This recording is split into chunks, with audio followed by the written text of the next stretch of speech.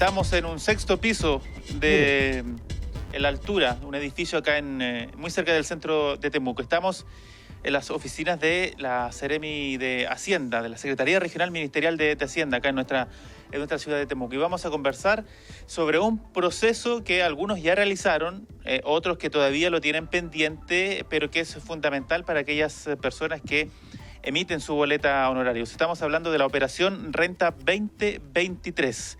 Vamos a conocer detalles de inmediato con el Seremi de Hacienda de la Araucanía, Ronald Clips Yáñez. Aquí lo invitamos. ¿Cómo está, Seremi? Muy buenas tardes. ¿Cómo le va? Buenas tardes, un gusto estar aquí. Bueno, que ustedes estén acá, invitado acá a la Seremi de Hacienda. De un día bien trabajado, empezamos de temprano con reuniones y efectivamente ya pasó el primer plazo. Para la declaración de renta. Invitamos a todas que sigan participando y saludar a quienes nos están escuchando y a Miguel Ángel, ¿no? Así es. Miguel Ángel Carrillo, Los Estudios. Seremi, vamos de inmediato a entrar en materia. Usted decía algo que ya finalizó el primer plazo para aquellas personas que podían, ¿cierto?, recibir su pago durante precisamente este mes de abril, ¿no? Efectivamente, uno de los esfuerzos que hizo la Tesorería General de la República y el Servicio de Impuestos Internos es que, a diferencia de todos los años anteriores, la primera devolución va a ser en abril. Ya siempre la devolución era en mayo. El esfuerzo que hicieron estas dos instituciones es que se adelantaron 21 días, entendiendo que muchas veces es un aporte para la familia, para la liquidez, para pagar algunos rezagos de marzo que vienen a apoyar a nuestros compatriotas. Y en este sentido, efectivamente, quienes hicieron su declaración el 1 al 8 de abril van a recibir la devolución, si es que tuvieran devolución, el día 20 de abril. ¿De qué depende si tienen o no devolución, Seremi? Bueno, ahí va a depender de su ingreso, del tramo de ingresos que tengan, es decir, personas con altos ingresos, en algunos casos tienen que pagar algún impuesto si es que tienen, por ejemplo, alguna fondo mutuo, algunas acciones, instrumentos financieros principalmente. Eso también afecta en la declaración y claramente ahí va aumentando el ingreso porque esto es la declaración de renta, es decir, el ingreso que se tuvo durante todo el año se hace una tasación y esa es el impuesto que hay que pagar al final. En muchos casos quienes tienen ingresos principalmente por boleta honorarios tienen devolución porque se les retiene este 13%. Este año, el año pasado era un 12.25%, se les retiene y se les devuelve en este mes de abril. Seremi, desde hace ya un tiempo comenzó este aumento, por decirlo de alguna forma, ¿cierto?, en el porcentaje de retención, precisamente para cubrir todo lo que tiene que ver con salud y también AFP, ¿no? Con el paso del tiempo, esto va a comenzar a aumentar y ya no hay vuelta atrás, ¿no?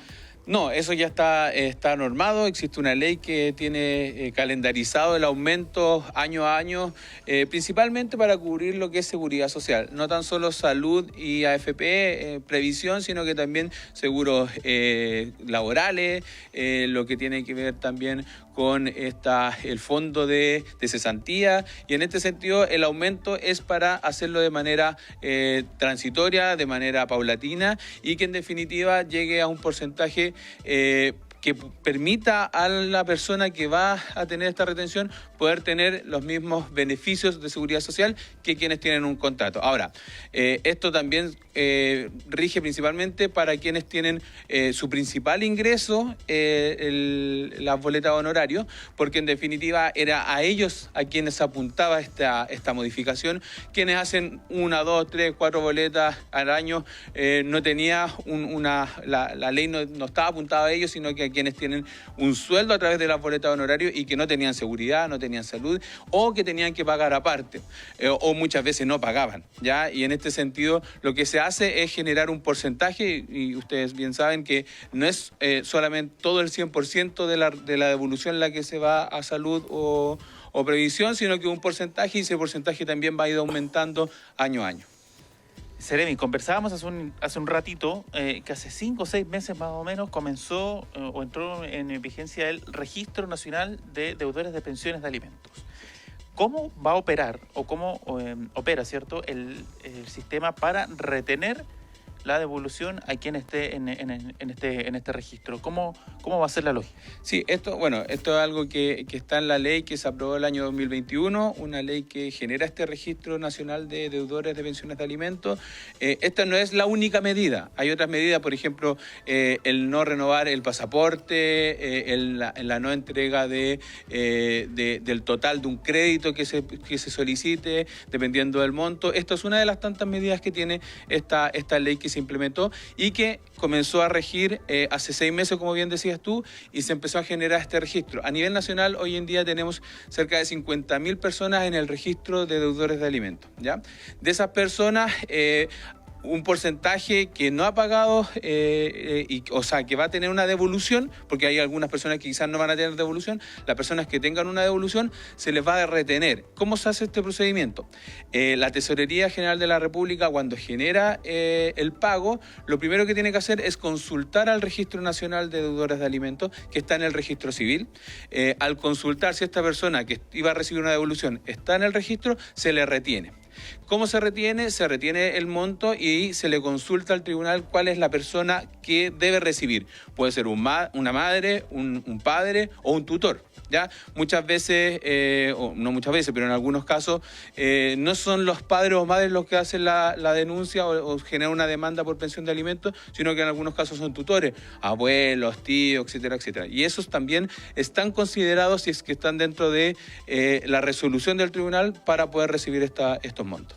¿Y ese pago sería en la misma fecha que se paga habitualmente a los otros contribuyentes? Sí, sería la misma fecha, pero claro, ahí pueden haber algunas situaciones, me lo consultaban hace un par de días, ¿qué ocurre con la persona que pagó ahora?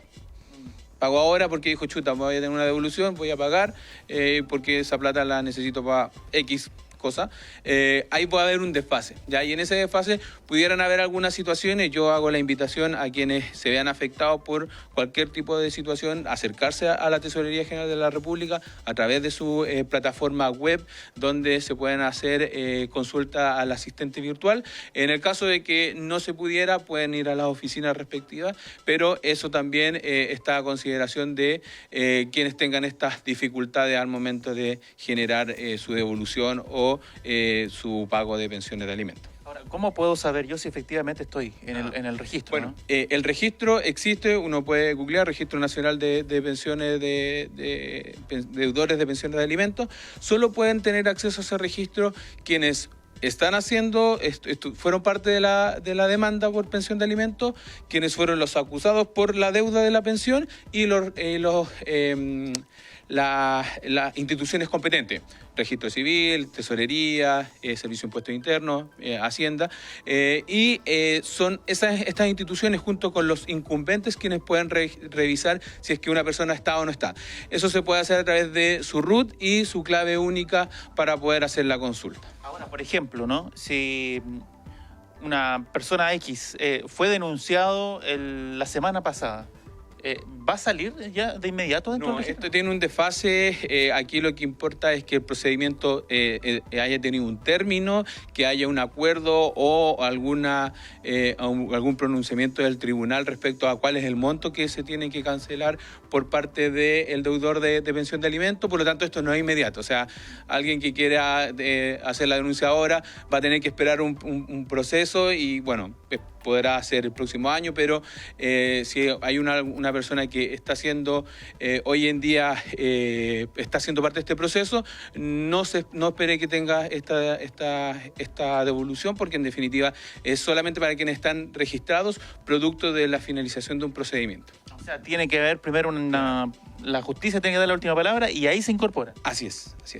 Miguel Ángel Carrillo, no sé si tiene preguntas. Varias consultas, Cristian. La primera me dicen cómo hacer para que los deudores del CAE no hagan topón para adentro toda su devolución. A usted le viene muy bien eso. Esa es pregunta que surge todos los años. ¿Qué pasa, Seremi, con aquellos profesionales que tienen su deuda ahí con el crédito, con el CAE?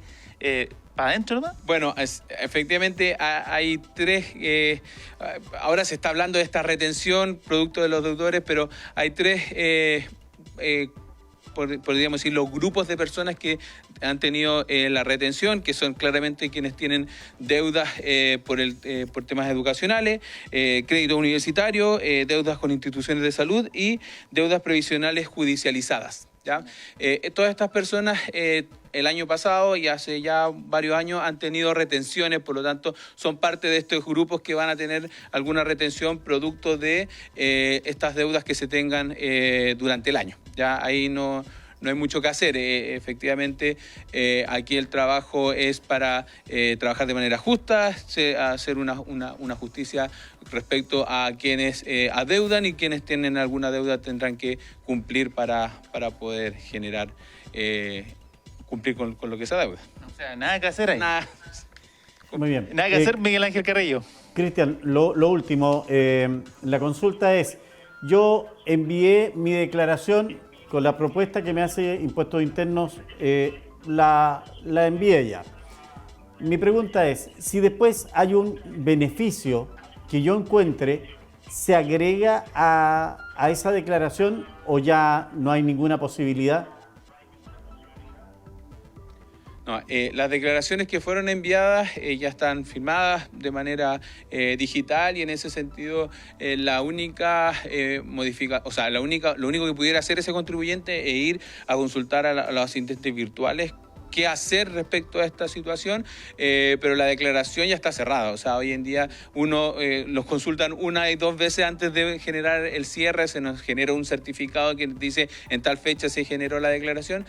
Yo invito a ese contribuyente a que haga la consulta en el Servicio de Impuestos Internos para ver cómo generar esta solución de esta problemática. Dentro de lo que yo he conversado, lo que va a ocurrir es que esto se va a aplazar el próximo año, si es que hubiera algún beneficio en ese sentido. No. Comentarles también, ya que están hablando de rectificar o hacer algunas modificaciones de la declaración, también hay algunas posibilidades. O sea, uno pudiera generar la modificación, pero no hay un número ahí limitado para poder hacerla. Yo, como bien lo planteé anteriormente, verificaría en la plataforma, consultaría con los asistentes virtuales, y lo otro es que tengan mucho cuidado cuando ingresen sus cuentas.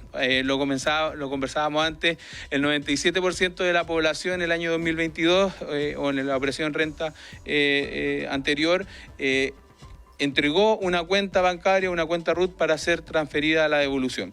Y en ese sentido, la invitación es a que cuando generen esta declaración, ingresen su cuenta, lo hagan verificando los datos para no tener inconvenientes. Pasó que hace 2 o 3 años una persona ingresó sus datos y tuvo 3 o 4 meses con dificultades.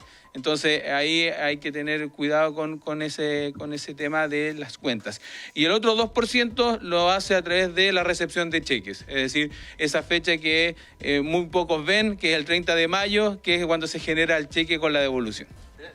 Lo último, Miguel Ángel, Seremi, ¿quiénes cobran en cheque todavía? ¿Quiénes todavía utilizan el papel? Bueno, ahí hay una brecha respecto a la alfabetización financiera. Efectivamente, hay gente que todavía no se ha bancarizado, ni siquiera tiene cuenta RUT, y por lo tanto muchas de estas personas son las que generan estos cheques para poder tener la recepción.